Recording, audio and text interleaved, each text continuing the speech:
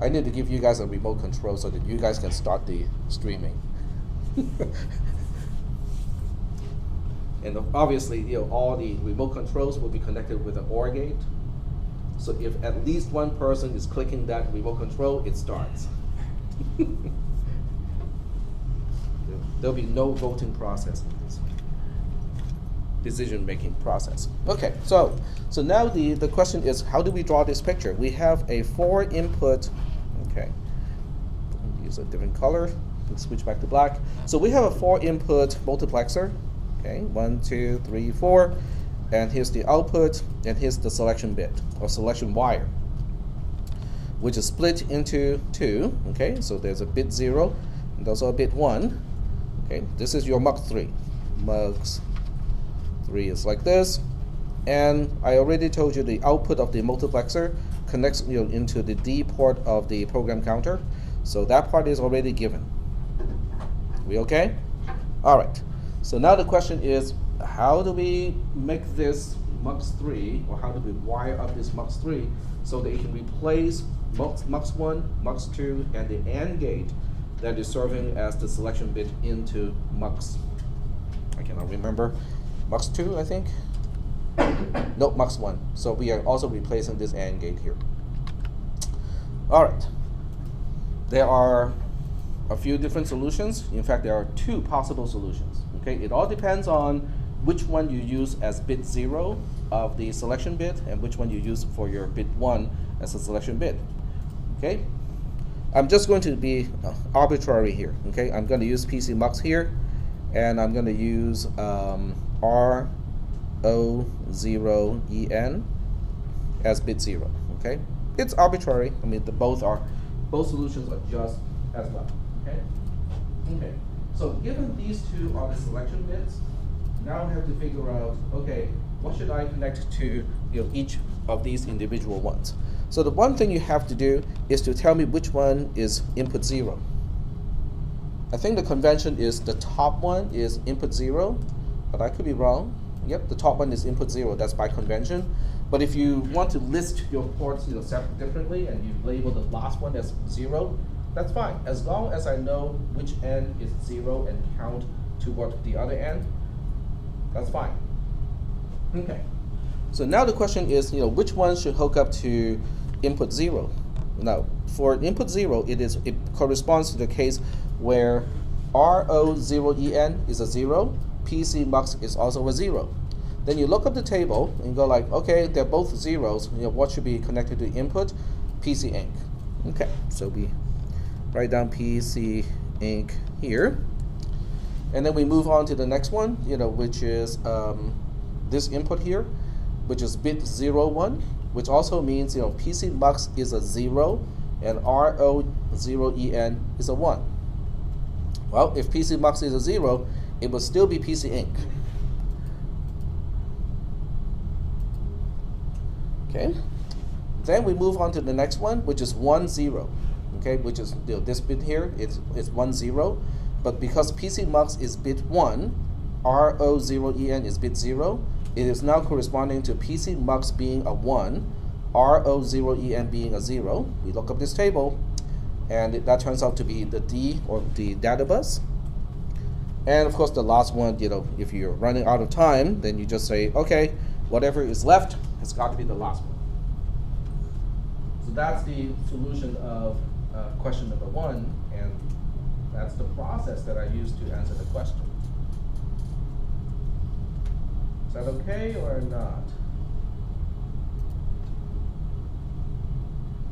It's interesting how you use the bits to get rid of the AND gate.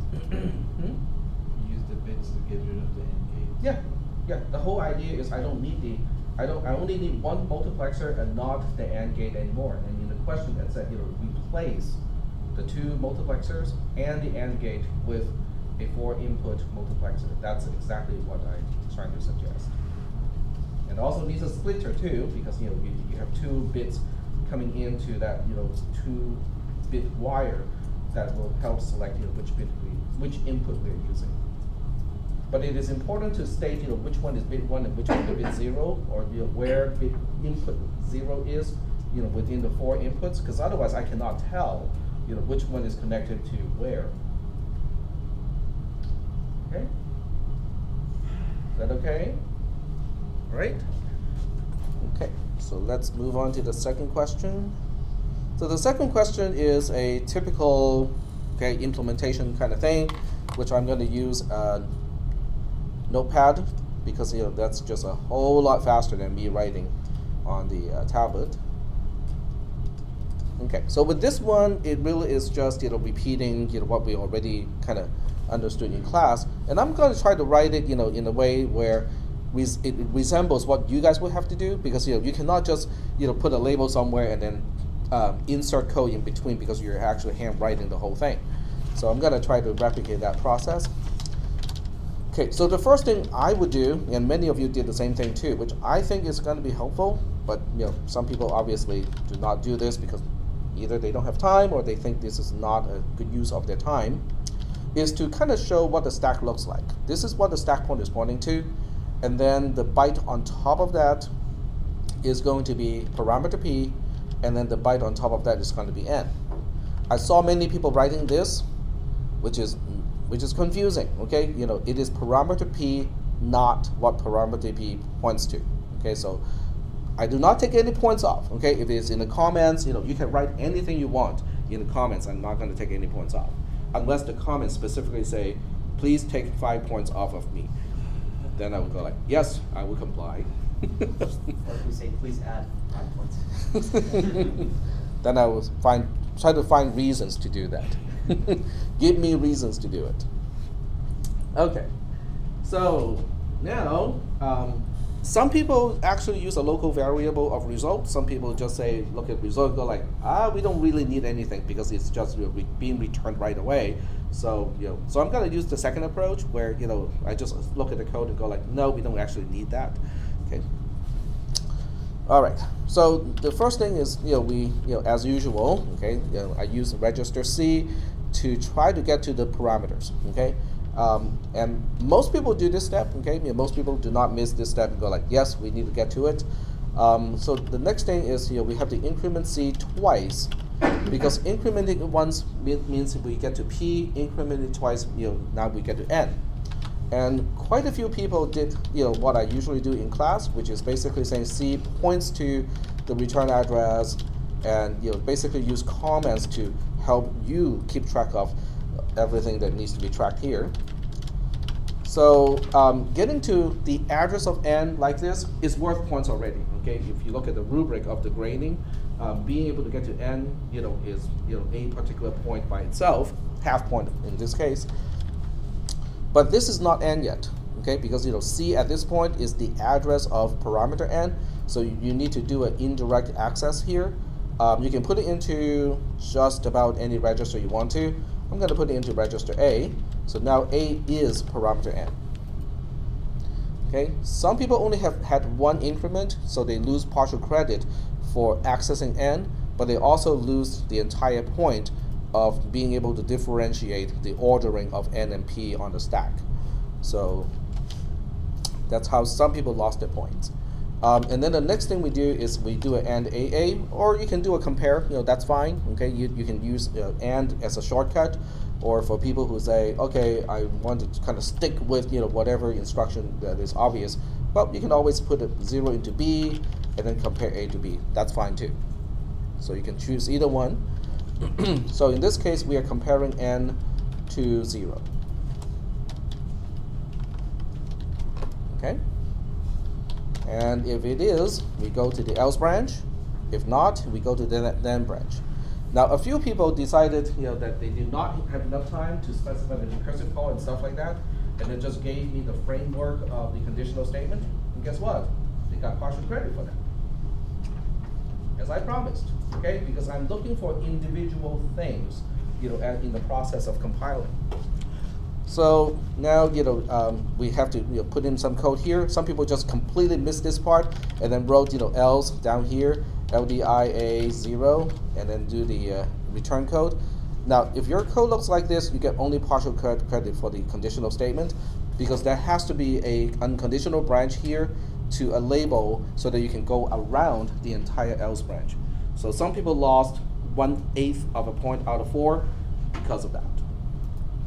Okay, I try my best to kind of, like tune the deduction of points, where it is kind of like, okay, there's a little bit here, and not like, okay, your conditional statement is wrong. Okay, it's mostly right, just missing that part. Okay, deduct 1/4 of what that point is worth. Okay, so getting back to here, with the then branch. So the then branch is a little bit interesting. Several people copy the tactic of pushing the value of what p points to on the stack, and then do the call, and then pop it back, and then add it. Okay, that works. You can also just call first, and then come back and then recalculate, where where p is and what p is pointing to. So both approach are fine. Okay, they're both correct. So I will do the recursive call first in this case. Since I already have n as register A, might as well use it. So decrement A means A is now n minus 1. We got to push it on the stack. The ordering of pushing the parameters on the stack is worth points too.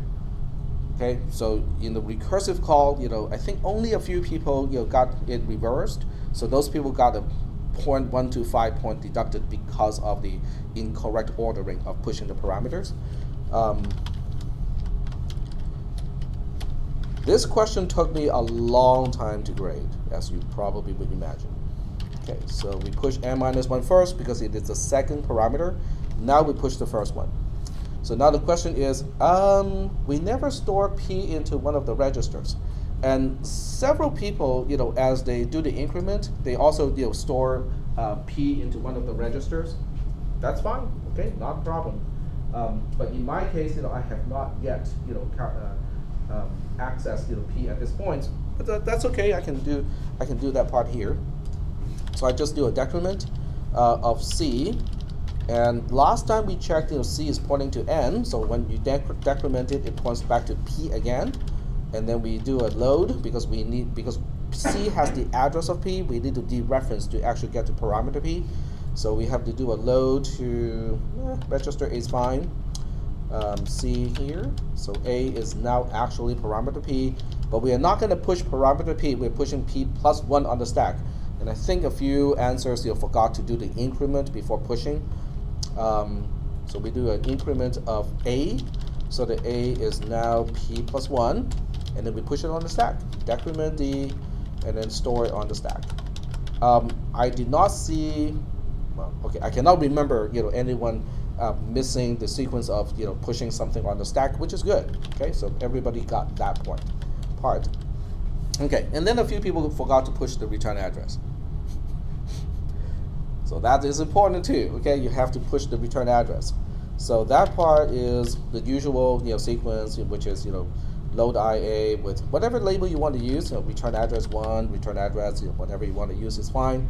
And then you do another decrement of D, stda, push return address 1 on stack. Now it is time to do an unconditional branch to the subroutine itself, which is jump I sub 1. Cool. Most people got this. And most people even got this. But then some people stopped here as the then branch. Now I'm pretty sure they did not run out of time because they continue to write the else branch. But we are not quite done yet, okay? In fact, we have quite a few things to do at this point. First thing we need to do is to increment D twice to reclaim the space used up by the parameters. So clean up the 2 parameters. We got 2 parameters. Some people did only 1 increment D after the call, so they get partial credit, or they got a small deduction because of that, because there has to be like 2. So once we get back to this point, then I can calculate p again. Some people also try to do some trick here because we're pushing p plus 1 on the stack. So some people, when they clean up the stack, they were reusing what they just pushed as parameter on the stack, but they forgot that they pushed p plus 1, not p on the stack. So they forgot that they have to subtract 1 first before they can use it as the actual p. So I'm just going to do the lazy thing and just recalculate the whole thing. Okay. There's nothing wrong with recalculating the whole thing. So increment C, okay, now we have a C pointing to P, and then we just need to do a dereference to A. Nope, we don't want to do that because A already has the return value, which is important. So we have to put it into B, where C points to. So B is now P, but it is not P that we want. We want what P points to. So now we have to do another load, and some people forgot about this particular dereference, so they got some point deducted because of that. So B is now whatever P points to, and then we just add A to B because A already has the return value from the recursive call, and I just need to add whatever P points to A, and that is my return value. Okay. And then some people forgot about this one, to jump around the else branch, so that got like 1/8 of a point deducted. So we have to jump around the else branch to end if. Else is right here, end if is going to be here, and at this point we can do the return sequence, which is LD, B, D, increment D, and then JMPB. Most people got this part right. Some people who use local variables did this, but with 2 increment D, because 1 increment D to deallocate the local variable, but that is the wrong sequence because it has to be done like increment D and then these instructions. Because otherwise, those people will be using the local variable result as the return address, which is not correct. So that's kind of one of the solutions. Several people decided that they do not want to deal with the branching around the else branch kind of thing, so they put a return sequence like this at the end of both branches. I gave those people full credit. Not a problem. One person converted the algorithm to a iterative algorithm and used a while loop instead of a recursive call. One person did that. I have to give that person credit for truly understanding the nature, the mechanism of the recursive call itself, and be able to convert it into almost, for the most part, correct iterative version of the same code, minus one little thing that person missed. But the point of this question is to test whether you guys know how to call a subroutine. So by turning it into a non-recursive version where there's no call, I can no longer assess, okay, can you demonstrate that you know how to perform a call? So that's why that person got that portion deducted, which is 0.5 out of 4 points.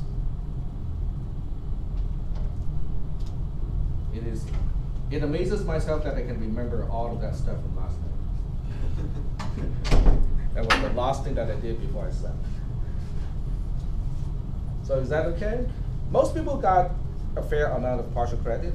I mean, I chip off points like 1/8 over here, maybe a quarter over here, and then another 1/8 over here. But most people got pretty, got quite a few points, for this particular question.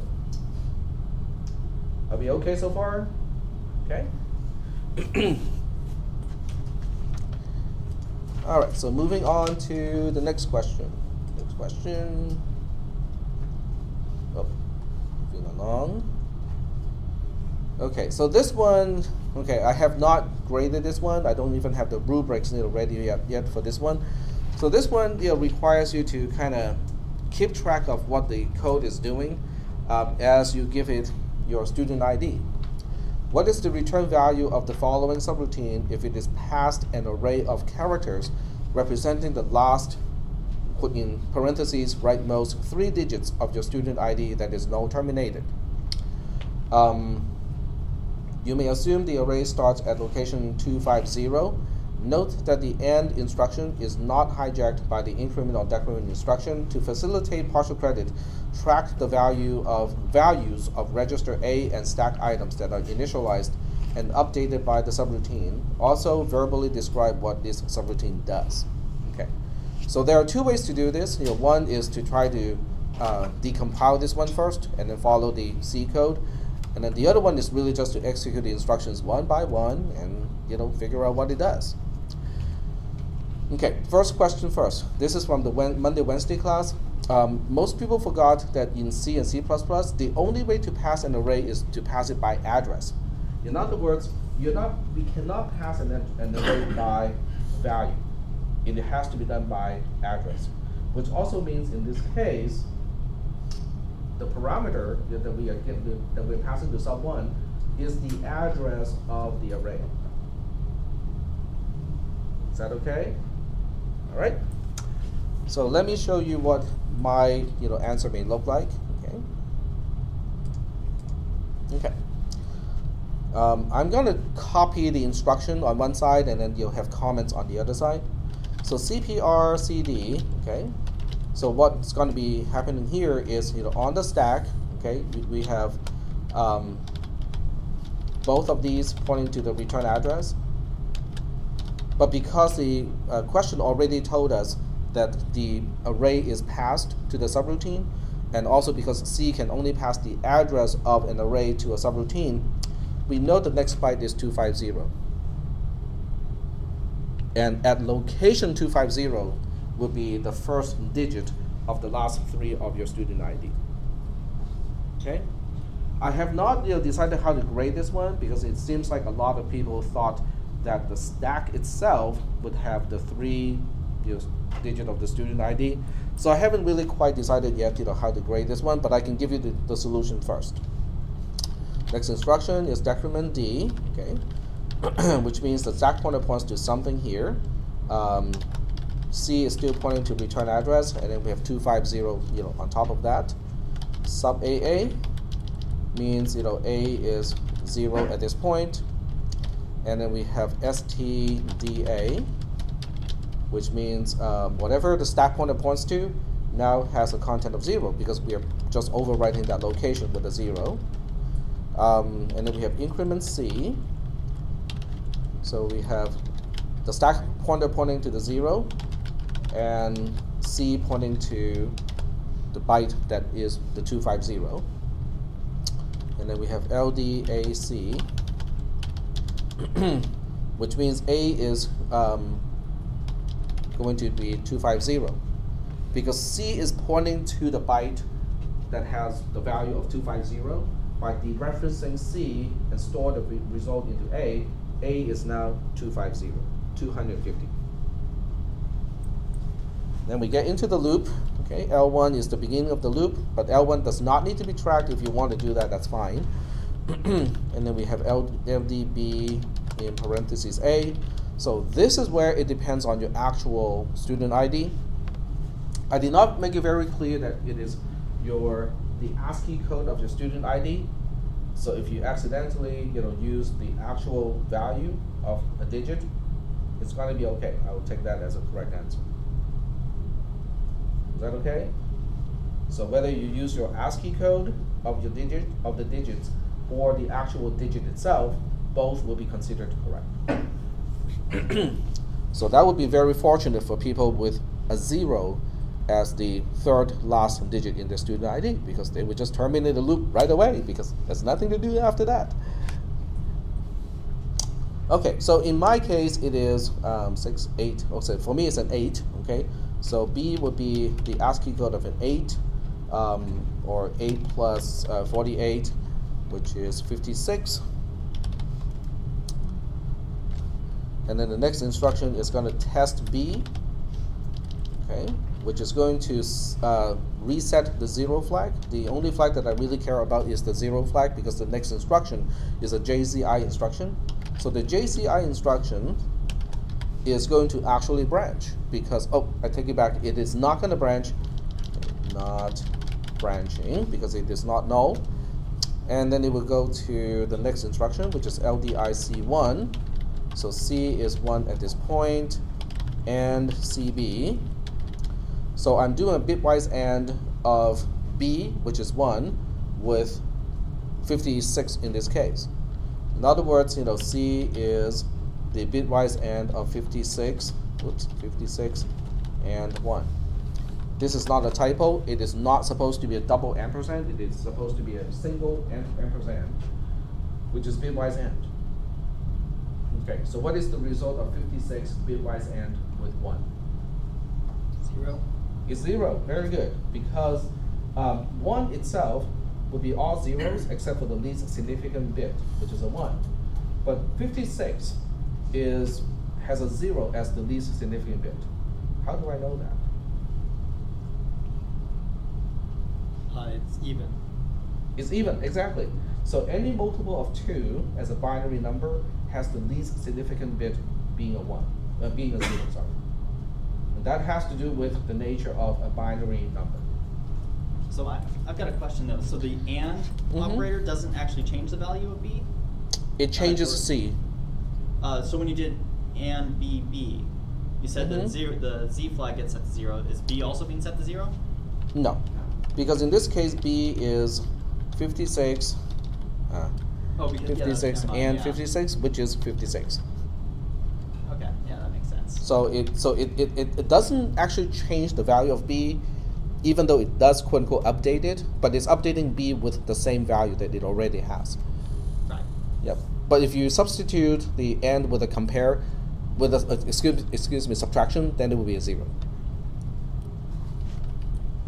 Okay. So after the AND, okay, the key is, okay, this is actually 1. Okay. The key is we are storing a 1, or the result of the calculation is 1.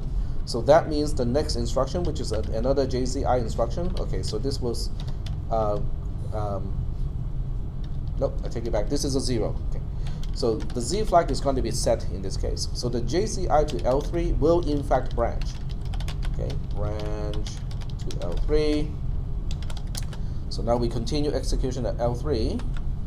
So at L3 we have a CPR CD. Okay. So you kind of have to look up, what the stack looks like at this point. The last time we did something to the stack, it looks like this. So that means, we're gonna repeat the whole thing, except now, both C and D are pointing to the byte, the local variable byte 0. Okay, so the stack now looks like this. And then we have LD, BC. Okay, C points to the byte that has a content or the value of 0. So B has a value of 0, and then we increment B. B is now 1, and then we store back to where C points to. So that means this byte is now a 1. The rest of the stack remains exactly the same as before, and then we increment A. And then you track down what A used to be. So A was 250. You increment it, it becomes 251. So A is now 251. And then we JMPI, which is unconditional branch to L1. So that one always occurs. So now we're back to L1. So then you repeat this whole process again.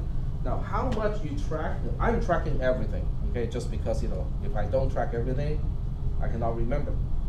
Okay, but if you can mentally track more things than I can, you can just give me the minimum trace, and that will show me that you can follow the algorithm and come up with the answer. Yep. You have 2 L1s. I have 2 L1s. That would certainly not be good. No, I got 1 L1. No, you already know that. Oh, I'm just sequentially. This is sequentially executing the program. In other words, when what you're looking at in mousepad, it's kind of like a trace in GDB. I'm just single stepping the whole thing. So it's really just showing a trail of the execution of this code. Okay. All right. So at this point, can anyone guess what the algorithm is doing? Because the question does ask okay, describe what it's doing. What do you think it's doing?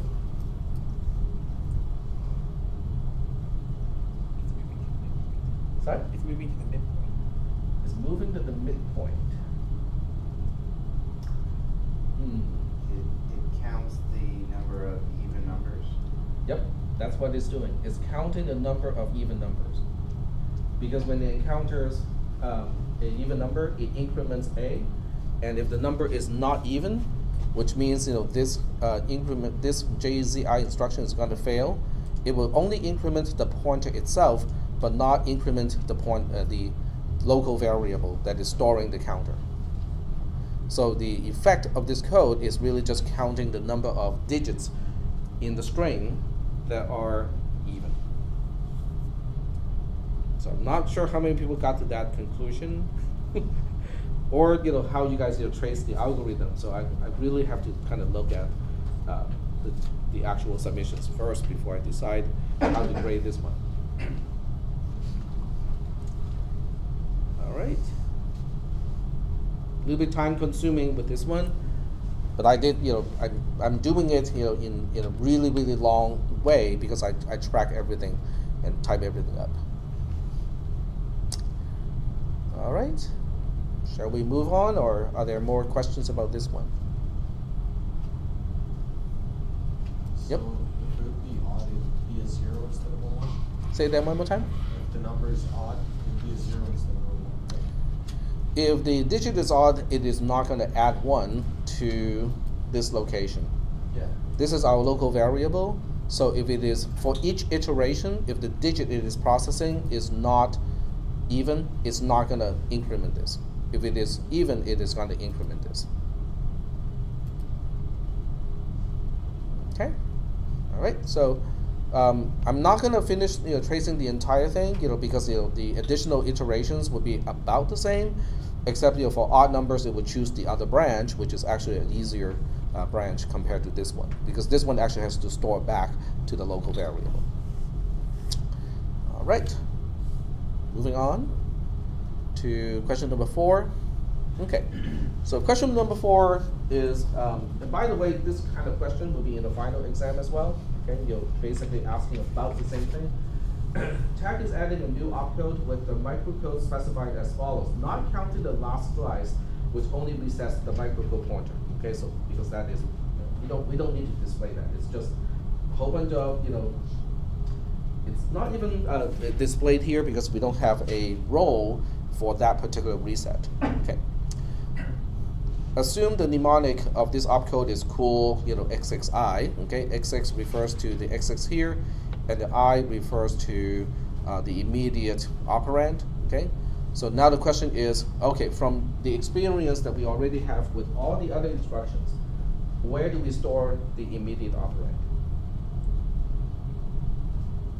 Where's the immediate operand? Like with the LDI instruction, where's the I? Stored in the register. Nope. Next position in RAM. Okay, I think okay, you misunderstood my question, or I did not spell the question correctly. In the opcode that is stored in RAM, okay, if I have LDI A, 67, for instance, where is that 67? It's a global variable, right? No. You got it. Yeah, Yep. it's in the next position in RAM after the After the opcode. Yeah. Yep. Okay. So that's where the I is. Okay. The same thing with JMPI, JCI. Everything that has an I or an immediate operand has the immediate operand itself, which is a number, an 8-bit number, stored right next to the opcode. Okay. So that's what the I is. Okay. So let's check out this particular instruction and find out what it's going to do. And I'm going to track my reasoning over here, and we'll use a new document for that. Okay, slice 0. Okay, so we'll look at slice 0 and see what it does. Microcode pointer select simply means we are incrementing to the next slice. Okay, so nothing really significant here.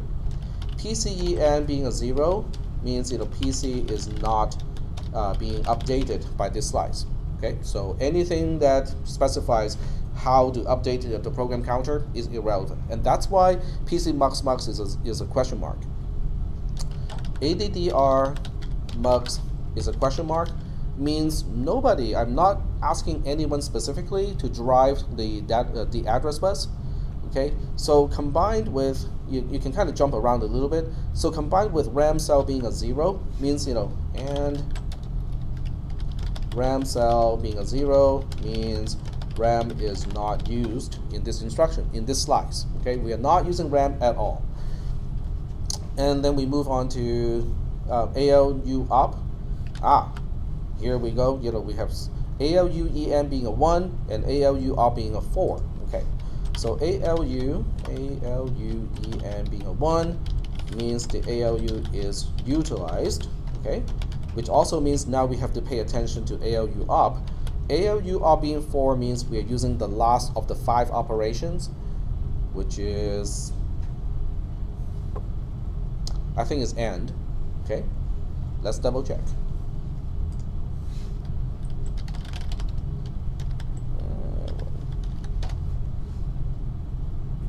This is why I asked you. This is why I say it's going to be open book, open notes, because I came up with this stuff and I cannot remember what is the last operation in the ALU. Okay, this is 0, 1, 2, 3, 4, 5. Okay, the 5th one is an OR. Okay, it's an OR operation. So we go back to the explanation here. Go back to this slide. Okay, there we go. Oops. 2. There we go. Means we are doing bitwise OR. I think the fourth one was AND. Huh? I think the fourth one was AND. 4 is AND. Yeah. Okay. Well, they do the same thing, because if you're using both the same register for both of them, then they're really just testing for 0 either way. Okay.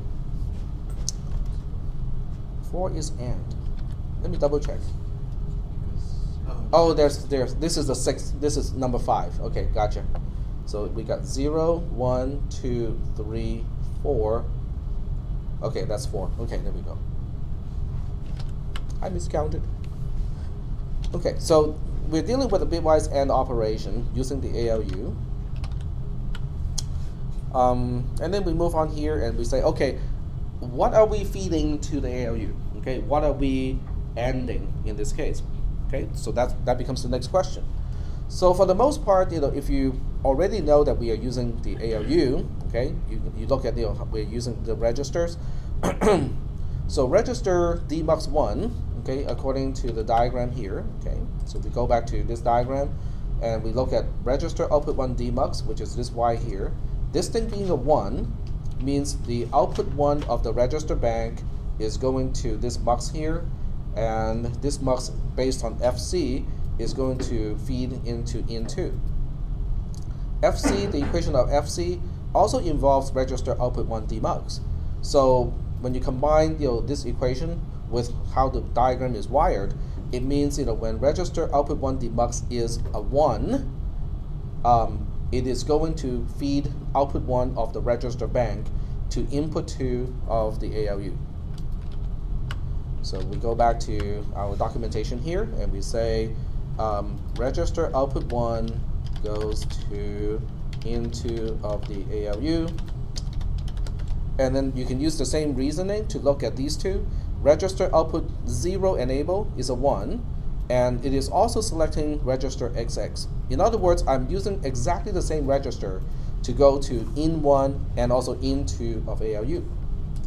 Okay, I'm going to write down here, register output 0 goes to IN1 of ALU. Is that okay? In other words, we're just doing an AND XX, comma XX for the first slice. But we'll go ahead and double check. Are we going to store anything? Nope, because RIEN is a 0. So we are only performing the operation which affects the flags, but we are not updating any of the registers. It doesn't make any sense because it's going to be the same value anyway. So we are not updating any register. There we go. And that pretty much concludes the first operation. So if you just describe it, okay, you can just describe it too. You can describe it as register XX is bitwise ANDed with register XX. Okay, if you just say that, it will be sufficient. Okay, it is a little bit ambiguous because it's never stated whether the result is stored back into register XX but because it really does not matter, because the value would be the same anyway, I will accept this one as 100% correct as an answer for slice 0. Okay? If you prefer a more concise way of saying things, if you just say, XX bitwise and XX, or if you spell out XX bitwise and XX, that's fine too. So I will take either a a formula type of answer, or a verbal description of what is happening with this slice. Is that okay? What about slice 1? Okay, so when you look at slice 1, first thing is you notice it has quite a few things that are different. We are updating the program counter. Okay, so slice 1. The other way to answer this question is to look at existing instructions. Okay, remember I kind of told you guys to prepare a table with all the microcode slices of existing instructions. No, I did not tell this class. I thought I did. So when you look up that table, you will find this particular pattern, save for this portion here, to be the AND instruction. It is exactly the same as the AND instruction. And then the next slide is exactly the same as one of the other instructions. Let's figure out which instruction it is exactly the same as. Okay, so slice 1 is going to update the program counter, and it is going to update the program counter based on PC mux being a 1. So now we go to the processor architecture here, and we ask the question, what happens when PC mux, which is, slide over a little bit more, there we go. So what if PC mux is a 1? Well, if PC mux is a 1, it means that we are selecting input 1, which is this Y here, to be the input that we are outputting into here, and it is also serving into here, and it is going to be specifying PC Inc. Okay, so then you have to track this one back and go like, okay, but what is this wire? It connects to this splitter, and that splitter connects to the output of the flags register. In other words, I'm using bit 1 of flags register to determine, should I branch or should I just continue execution with whatever is next? Okay, so now the question is, what exactly is bit 1? Okay, because we got the 5 flags, we got carry, 0, sign, overflow, and less than, L. Okay, which one is bit 1? Okay, the way I spell out these flags is already in order, but what if you forgot? What if, okay, but I have no idea, how these bits are ordered. They are ordered inside the ALU.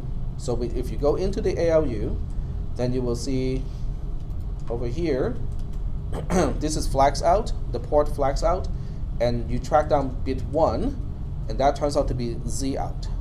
Z out is the same Y here, which is the result of the NOR output. This is the output of the NOR gate, which basically is our Z flag. So in other words, we are using the Z flag to determine should we branch or not. So after that, we go back to here, and then we go back to continue with this discussion. So we say, use the Z flag to determine whether to branch or not.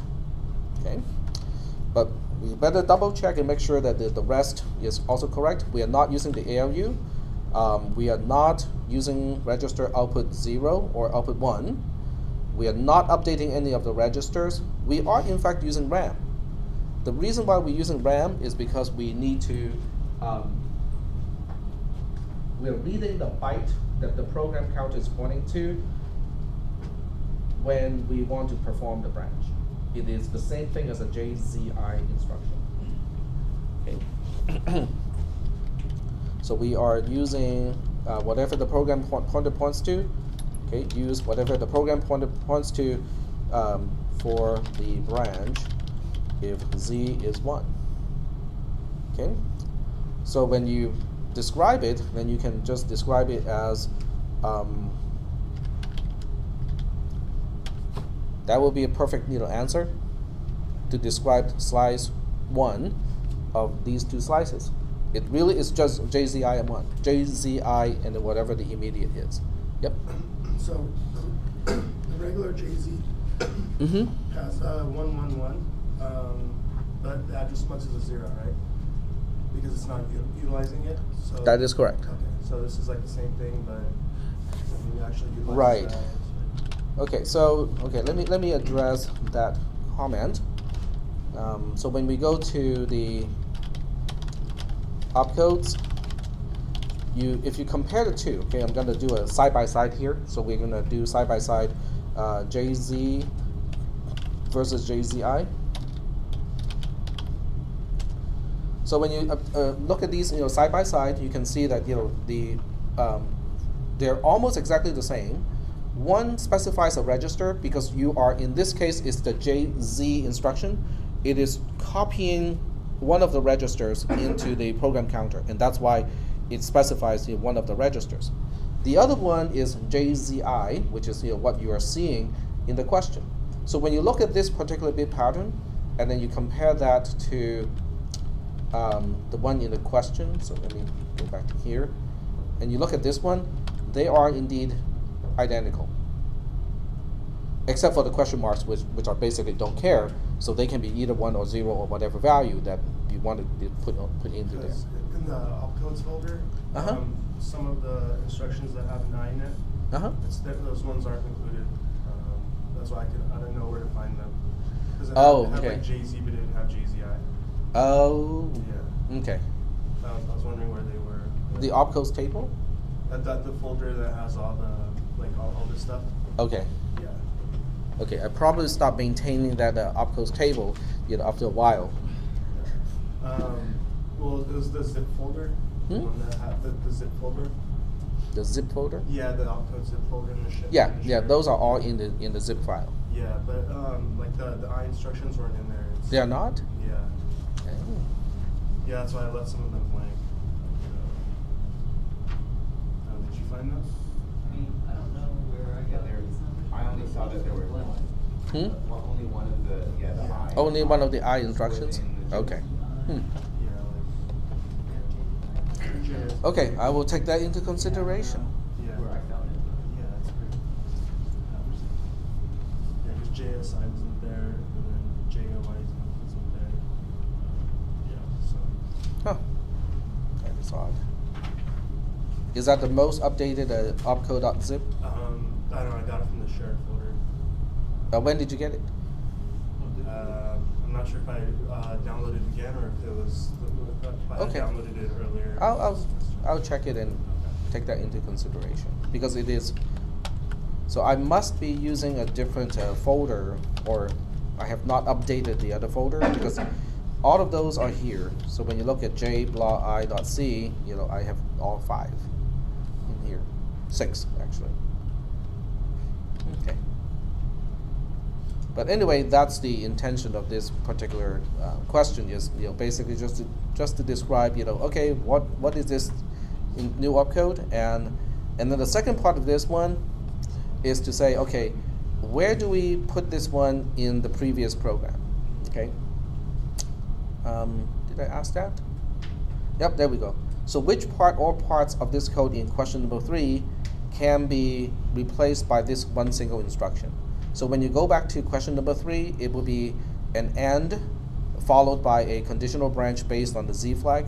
So this sequence can now be replaced by cool BL2. And there's one more, I think, right here. So this one can also, but this one cannot. I take it back because this one has different registers. So this one cannot be replaced. Only these 2 instructions can be replaced.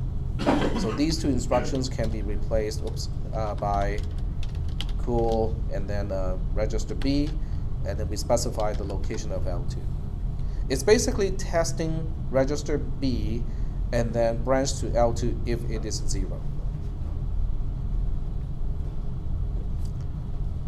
Okay, so that's the answer for question number 4. And here's question number 5. Reverse engineer the following code back to C. Be sure to indicate or identify control structures, parameters, if any, local variables, globals, return types, and so on. on each line that makes use of register D, comment what is known to be on the stack and what D is pointing to. Use square brackets to enclose what you think register D is pointing to. Left-hand side is the higher address, right-hand side is lower address. So I guess in my other notations I flipped that too. Okay.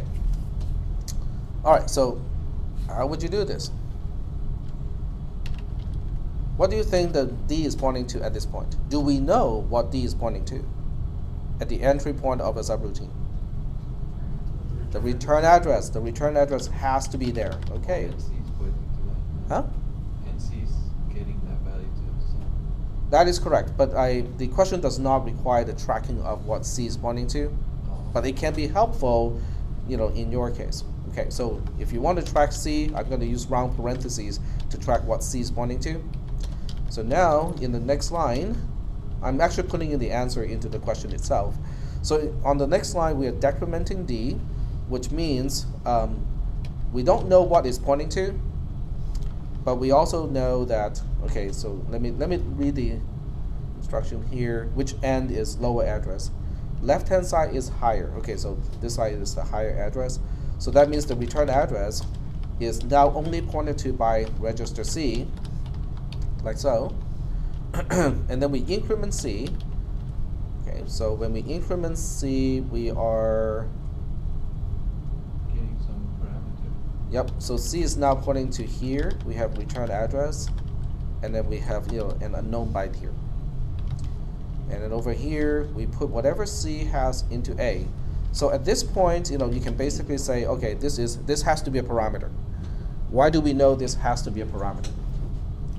This is a subroutine, right? And why would a subroutine access something beyond the return address? To get a parameter, right? So now we know this is a parameter.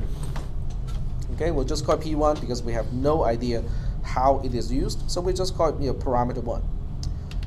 Okay, so at this point we know that A is P1. A is not a pointer to P1, it's not the address of P1, but it is the actual parameter P1 itself because we dereferenced C. And at this point we know that A is the dereferenced version of P1.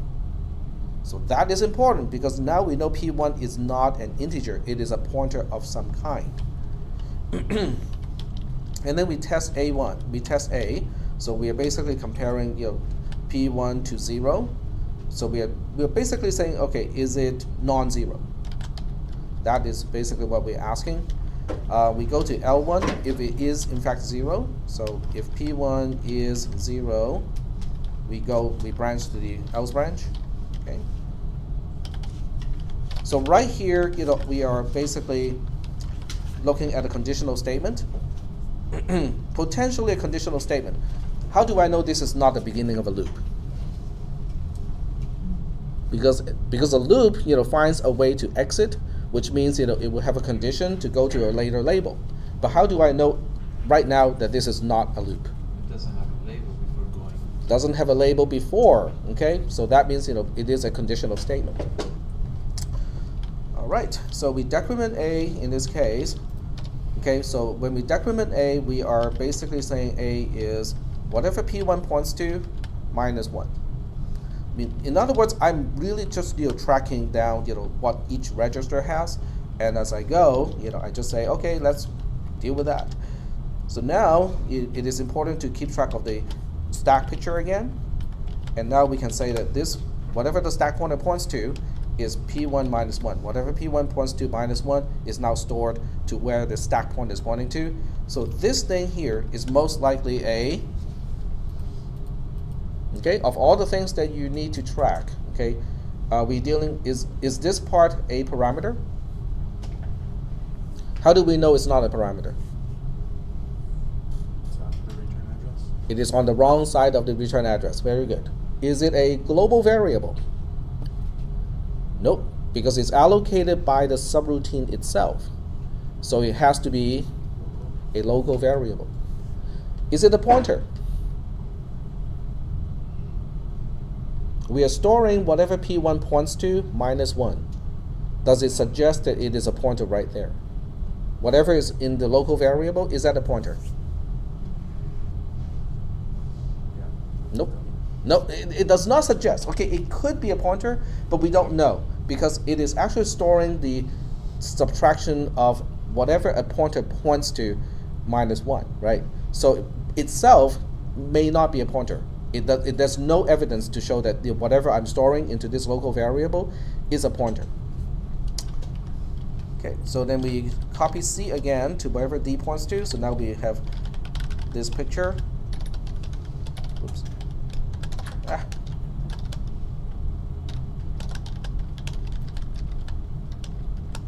Okay, and then we decrement D again. Okay. Unfortunately, when you do it by hand, you cannot copy and paste. So that takes a little bit more time. Okay. We decrement D again, and then we store whatever C has into whatever D points to. So what does D have at this point? Excuse me, what is C point? What are we passing to this question mark here? Local variable. The address of the local variable. Okay, so this is the address of this thing here. Okay, so this is the address of the local variable, this part being the local variable. So I'm going to say local var equals to this. Okay. And then the rest, this is just pushing the return address, but since you are tracking the stack, you might as well just put that here too. So now we have the return address 1 stored here, but if this is the wrong place to put it, I'm going to have to paste it here. Is that okay? And then we perform the branch. So we are basically calling the subroutine itself, but with a parameter that is the address of the local variable itself. Okay. When we come back, we do the deallocation. So we look at this, and then we deallocate not only the return address, which is deallocated by the callee, but the copy of the local variable or the address of the local variable is also cleared by the increment instruction here. And then we are loading whatever D points to into B. So B is the local variable, which turns out to be whatever P points to minus 1. And then we add the return value of the subroutine to B. Okay, so this is basically saying the return, and it is the result of the call. Okay, sub1 blah blah blah, and then plus whatever the P1 is pointing to minus 1. And that concludes. And this is the branch around the else branch. This is the else branch itself, okay, else branch, which is basically saying return 0, because the last 3 instructions are just the typical return. This one here is for deallocating the local variable, so you basically use the same notation here, and then you just paste, but you're deallocating the local variable itself, so that the stack pointer would now be pointing back to the return address after this instruction. So the next instruction is going to put the return address into register B, and then over here we are deallocating the return address from the stack, and then we continue execution in the caller, and we're done. So this is the analysis of the actual assembly code. We're not quite converting into C code yet, but at this point, I think we identify enough of this thing to really identify, what the C code should be doing. So the C code is going to be sub1 has a certain return type. Okay, so we'll put a mysterious return type here. Okay, there we go. How many parameters do we have? Just one parameter. We call it P1, right? Okay. We know there's a conditional statement. The conditional statement is a full conditional statement, which means it has a if and an else branch. We also know that each one is returning a particular value. Okay. And from the type here, we know that P1 is a pointer of some kind, but not knowing what is the type that it points to, we can just say it's int or unsigned. You'll pick one, they're both considered correct. So I'm going to say int here. How do we decide which way to go? Let's go back to the conditional branch here.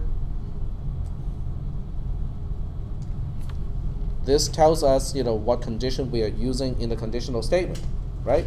But remember, this is telling us when we branch to the else branch, but in a conditional statement, you say when you go to the then branch. So you have to invert this.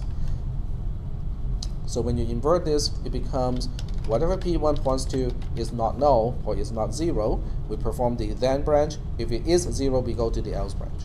The else branch is just returning 0, okay? Because we saw over here, the else branch is just returning 0 by copying 0 into register A. So the most complexity is coming to this part here. What are we returning when when whatever P1 points to is non-null?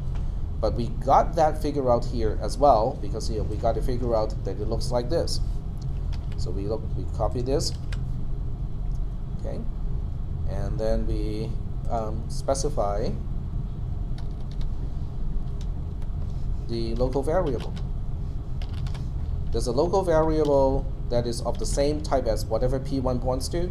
So if you say int at the beginning, you specify int here. This is our local variable.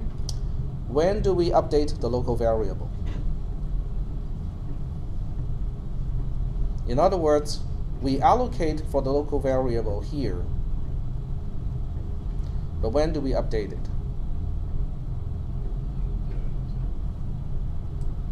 It's right here, right? This is where we put a value. Whoops, I'll take it back. Nope, never mind. We allocate it here. This is where we allocate for the local variable. When do we put a value into it? It is right here. So before, this is right at the beginning of the then branch that we put a value into the local variable. So when we go back to here, then we say the local variable local var is getting the value of P1, whatever P1 points to -1, that is performed here. And then this part is just adding local var itself.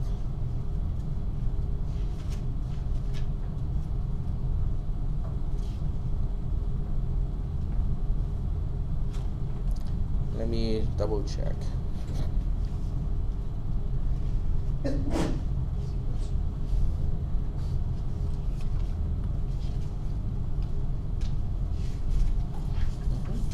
Yep. So I think that is what the code is doing.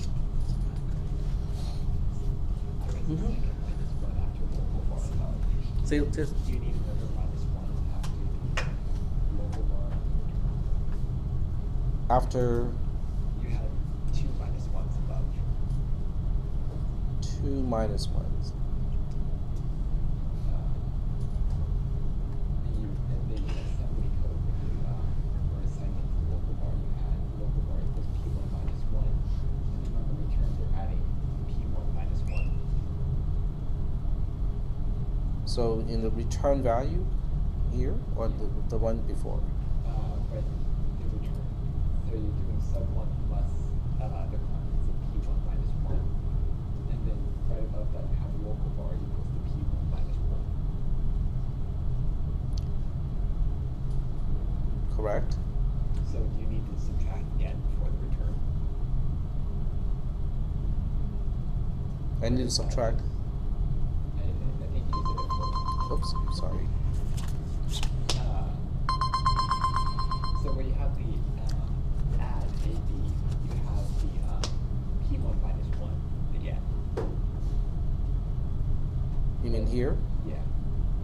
Okay, so the A is corresponding to the return value of sub1, the recursive call, and then the B is corresponding to what we retrieved from the stack. Oh, okay.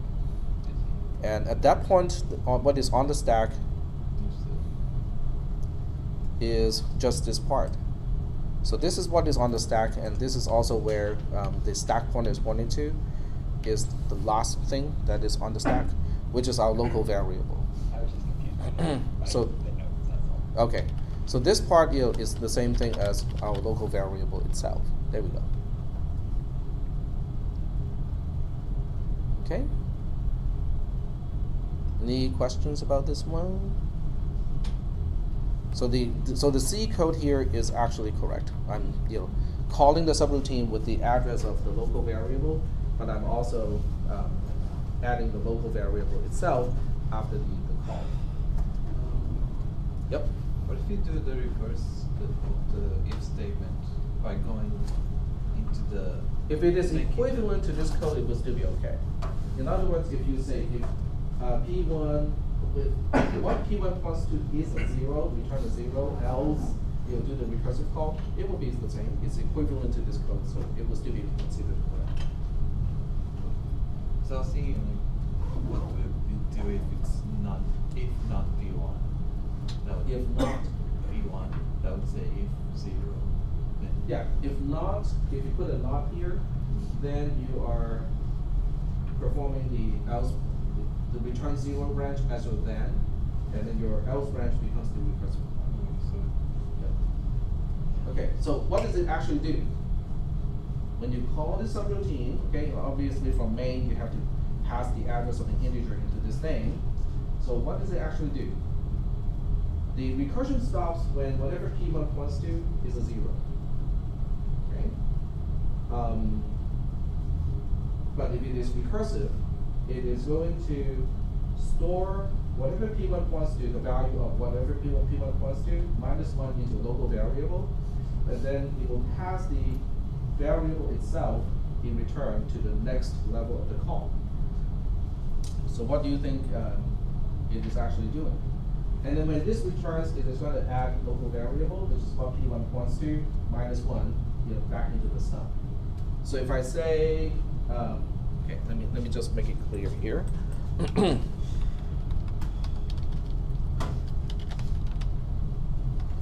This is not a part of the question. If you don't answer this part, it's okay. So don't worry. I'm just, you know, adding some additional stuff here. So let's say, you know, I have an integer variable x. I say x equals to 4, and then I call the subroutine and sub1 the address of x. What do you think is the return value of this call here? It doesn't even matter whether x is a global variable or local variable because I'm passing the address into the subroutine. 7. 7. 3 plus 2 plus 1 is actually 6. No. Yep, but you're close. Okay. Subtract 1 and then add it to itself. Though. Yeah. So what it does is when it's probably better to use this as an illustration. So what's going to happen here is you have some place, you know, storing a 4. Okay. So the first invocation is first going to copy not 4 but 3 to its own local variable. Okay. So you have a local variable that has a value of 3. But the address of this 3 is passed to the next level, which will then copy, you know, 2, and then it will be 1, and then eventually it's down to 0. But it will add the return value, which is 0, into 1, because, you know, when you look at the code here, it is just adding it to, it's adding the return value of the recursive call to the local variable. So this is 1, and then 1 is added to 2. 2 is added to 3, so we'll get 6. But this 4 here is not added because it is not a part of this addition. The addition is only going to add up to 3. So when you run this code down here and pass the address of a variable that has a value of 4, the return value is going to be 6 because it's 1 plus 2 plus 3. Of course, this is a very convoluted way to do that kind of summation, but that's what it does. Okay, so the next question is, you know, how am I going to grade this particular question? You know, because it is kind of long, kind of involved. You know, there's a lot of stuff to it. It's going to be a lot of partial credit too. So I'm looking for each thing, okay, to see, you know, what grade, you know, I would give. Each thing here, you know, is going to worth some points. The identification of the return type, the identification that there's only one parameter, the identification that the parameter is a pointer itself. There is a local variable. There's a conditional statement. In the conditional statement, we are updating the local variable. That we have a recursive call that is using the address of the local variable. There's an else branch that returns a 0. So all of those are individual line items, when I grade this particular question. So does anyone want to help me grade this question? Because I think this one is going to be more than 8 points, just from what I mentioned earlier. So that's why, if you don't get the whole thing, it's like, okay, I only got a part of it. Well, you get partial credit. And there's a lot of partial credit in this one because, for people who did not figure out the recursive call but can get the structure of the conditional statement correctly, they get the credit for the conditional statement. So is that okay? All right. So do you know how to study for the final? Because the final is kind of the extended version of exam 2. Is there going to be stuff from exam 1? I can promise there will be no double or floating point number stuff. And there won't be any carry look ahead adder or borrow look ahead subtractor. So those are definitely out of the scope of this exam. It will definitely be more concentrating on assembly language programming, but the microcode slices and the architecture itself is also very important. So you got to understand how the instructions operate, how they work in conjunction with the architecture itself. So that part is very important. The second part that is also very important would be how we write assembly code from C code and how we look at assembly code and reverse engineer everything back into C code. Now you guys might say, but Tack, you wrote this question, you must already have memorized the entire answer, and you're just regurgitating everything. I can reassure you, and most people can tell you that is true too, my memory is usually pretty bad. So even though it's my question, I have no recollection what the actual answer was until I actually went through this code and went through the analysis process. So that whole process is really what I want to I want you guys to use that process too, or something similar, because that's how I reverse engineer the whole thing. Is that okay? More or less? Okay. Now once I finish grading exam 2, I will look at the score, and more likely than not, from what I'm seeing at this point, is I'm gonna drop the lowest scoring question, at least one. Okay. And I did it to my 440 class, so that in that class, about half the class are getting A's and B's. So that's kind of what I consider as a usual, normal grade distribution. On the other hand, if I finish grading exam 2 and without curving, everybody are getting A's and B's, I'm okay with that too. I'm not going to curve it in the opposite direction and say, oh, no. Only 5 people, up to 5 people can get A's. I'm not going to grade it in that direction. Is that okay so far? Any other questions related to the final exam? We have to move on to the lab. Yep. So you mentioned something about like a hacking question. What kind of question? The hacking question? Okay, so the hacking question, I'm gonna start to shut down here. I'm gonna, because Dave's class is